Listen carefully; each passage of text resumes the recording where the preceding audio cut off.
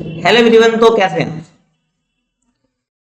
आज के सेशन में हम ये बात करने वाले हैं कि भाई पाकिस्तानियों को ना बांग्लादेश जाने में कोई परेशानी नहीं होने वाली है। ठीक है। अब ये क्या है, जो पाकिस्तानी है ये बांग्लादेश में बिना सिक्योरिटी क्लियरेंस के जा सकते हैं। भाई हम बात करें, भारतीयों को वीजा देने में कटौती है। ठीक है, बांग्लादेश के अंदर। अब बांग्लादेश के जो हालात हैं, जो संबंध हैं, ठीक है, पाकिस्तान कह रहा हूँ, बांग्लादेश के साथ, तो वो पहले जैसे नहीं रहे हैं। ठीक है। इसी के ऊपर हम आज चर्चा करने वाले हैं, तो चलिए स्टार्ट करते हैं। ठीक है। तो ये जो सिंबल है आप देख सकते हो, मतलब ये फ्लैग है। ठीक है, मतलब फ्लैग का सिंबल है इनका पाकिस्तान का, ये बांग्लादेश का है। ठीक है ना।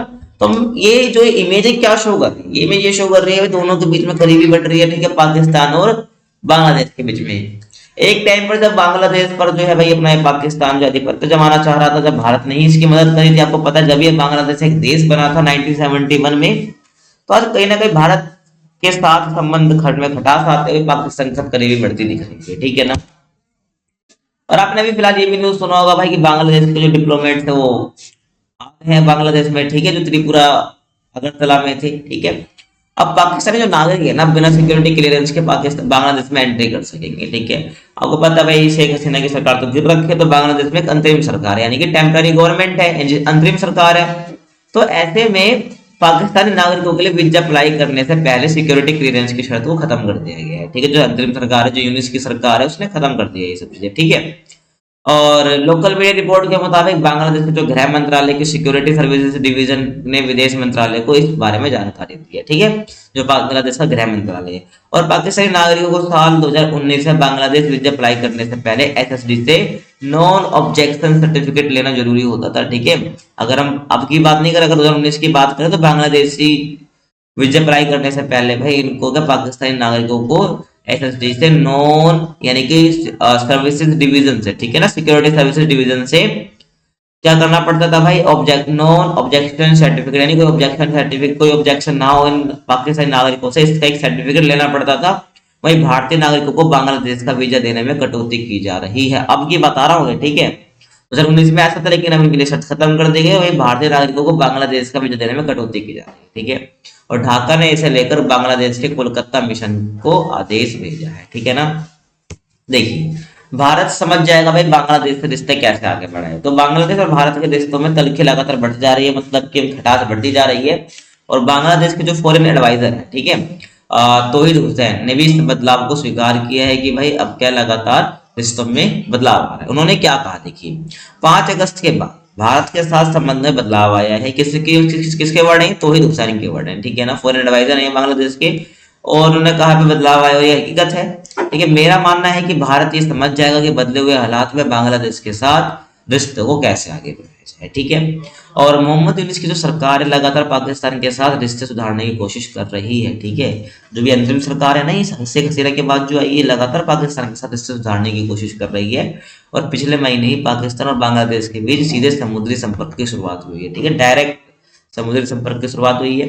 तब पाकिस्तान के जो कराची से कार्गो, ठीक है भाई, जो पाकिस्तान का कराची एयरपोर्ट, कराची पोर्ट है, तो पाकिस्तान के कराची से एक कार्गो शिप बंगाली खाड़ी होते हुए बांग्लादेश के चटगांव पोर्ट पर पहुंचा है। ठीक है। देखिए, तो पिछले महीने के पाकिस्तान का जो पाकिस्तान के कराची पोर्ट से एक कार्गो शिप जो है, आप देख सकते हो आपके सामने स्क्रीन पर दिख रही है, ये बांग्लादेश के चटगांव पोर्ट पर पहुंचा था। ठीक है, जो बांग्लादेश का चटगांव बंदरगाह है। ठीक है, यहाँ पहुंचा था। अब बांग्लादेश की कमीशन में तोड़फोड़ मामले में 7 गिरफ्तार। ठीक है, जो आपको बता ही रहा था। ठीक है। तो गुरुवार को यानी वीरवार के दिन क्या हुआ था, यूनू सरकार ने कोलकाता और त्रिपुरा से अपने 2 डिप्लोमेट्स राजदूतों को बुला लिया था।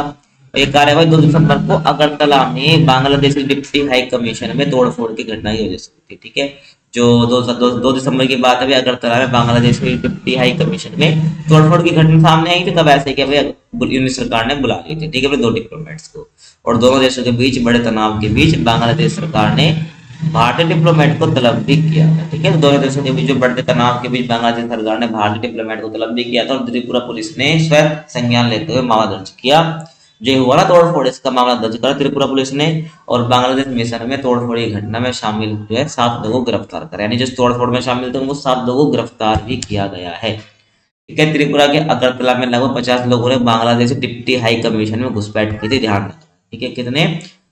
50 लोगों ने। आपको पता है बांग्लादेश में क्या चल रहा है, ठीक है, हिंदुओं पर अत्याचार हो रहे हैं, तो इसको लेकर भाई देख सकते हो इमेज में किस प्रकार, तो इसी को लेकर भाई डिप्टी हाई कमीशन में ये तोड़फोड़ की गई थी, ठीक है। तो लगभग भाई 50 लोगों ने बांग्लादेश डिप्टी हाई कमीशन में घुसपैठ करी थी, ठीक है।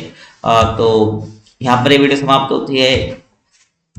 मेरे इस वीडियो का मकसद ये था कि आपको बताना है कि भाई जो पाकिस्तान है और बांग्लादेश के बीच करीबी बढ़ रही है, ठीक है। इन्होंने अब विजा जो खत्म कर दी है, जो शर्तें इनकी थी, जो पहले इनको नॉन डिवीजन एसएसडी से एक ऑब्जेक्शन सर्टिफिकेट लेना पड़ता था, अब वो खत्म कर दिया, ठीक है। बांग्लादेश को विजा देने में कटौती की जा रही है, भारत को। तो ये सब बातें जो मुझे आपको बतानी थी। बाकी और किस विषय पर आप वीडियो देखना चाहते हैं उसके बारे में आप कमेंट में बता सकते हैं। चैनल पर नया है तो सब्सक्राइब कर लीजिए। बाकी मिलते हैं आपसे अगले वीडियो में, तब तक के लिए कीप वॉचिंग।